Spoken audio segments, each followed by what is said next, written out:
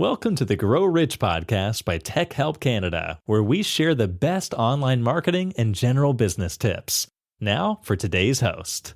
Note, this includes AI-generated narration. Hoppers follows Mabel Tanaka, a college student and animal lover who cares deeply about protecting the glade. When Mayor Jerry Generazzo backs plans that put that space at risk, Mabel gets pulled into a very unusual solution through her biology professor, Dr. Sam, whose hopper technology lets people enter lifelike robotic animals. That's the fun family movie hook, but it also sets up the story's tension. Mabel cares a lot, which is often a good thing. The problem is that caring a lot isn't the same as seeing the full picture. As the movie unfolds and she spends more time in the animal world, the movie shows how easy it is to make mistakes when emotion starts driving the response.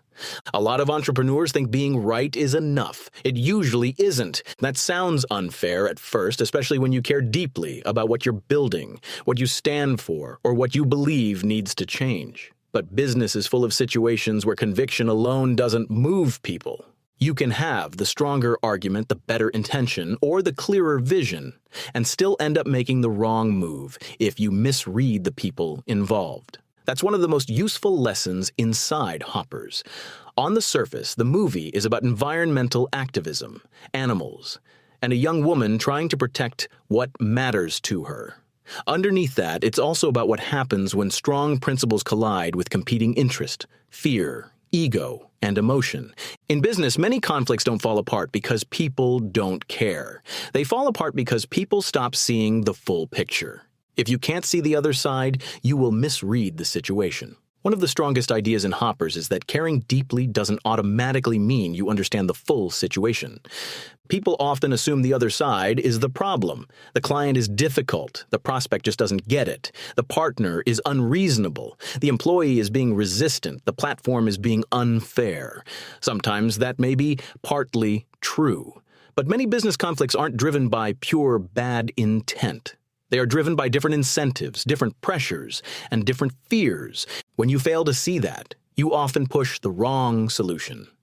This is where many entrepreneurs get stuck. They think they are fighting for the right thing, so they stop asking what the other person is optimizing for. But the other side of the table is almost always protecting something. It might be the budget. It might be reputation. It might be job security. It might be speed. It might be control. If you don't understand that, you aren't really negotiating. You are just repeating your position louder.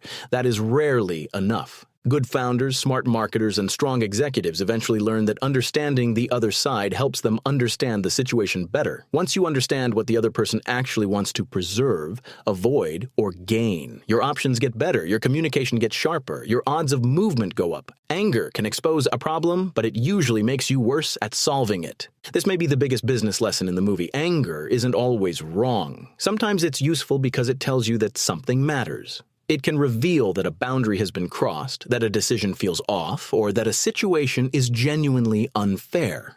But anger is still a terrible strategist. In business, angry decisions are usually reactive decisions.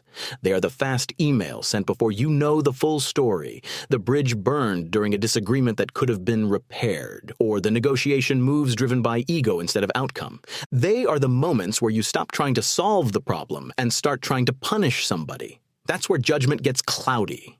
When you are angry, your field of vision narrows. You assume intent too quickly, stop listening well, and start favoring emotional relief over useful action. That may feel powerful in the moment, but it often creates a mess you have to clean up later. A lot of business damage happens this way, not because the original problem was imaginary, but because the response made the problem worse. This is one of those lessons that gets more valuable as your stakes go up. The bigger the deal, the team, the client relationship, or the platform risk, the more expensive emotional reactions become.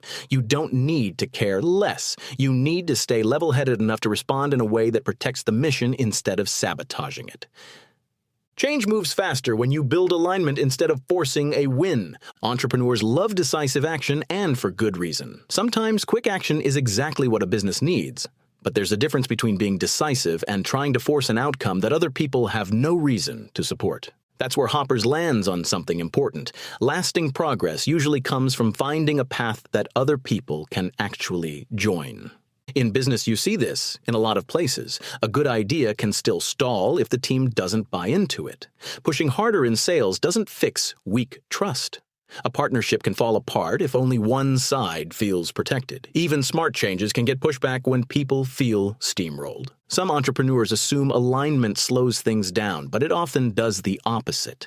When people feel heard and see a path that also works for them, they are less likely to resist. That makes it easier to move things forward. That doesn't mean every outcome has to be a compromise. It doesn't mean you lower your standards just to keep the peace. It means you recognize a simple truth. Pressure may create compliance for a moment, but buy-in creates durability. That's a better foundation for growth. The real win is not dominance, but durable progress. Many entrepreneurs carry a bad definition of winning. Strong principles matter, but without self-control, conviction can lead to escalation rather than progress.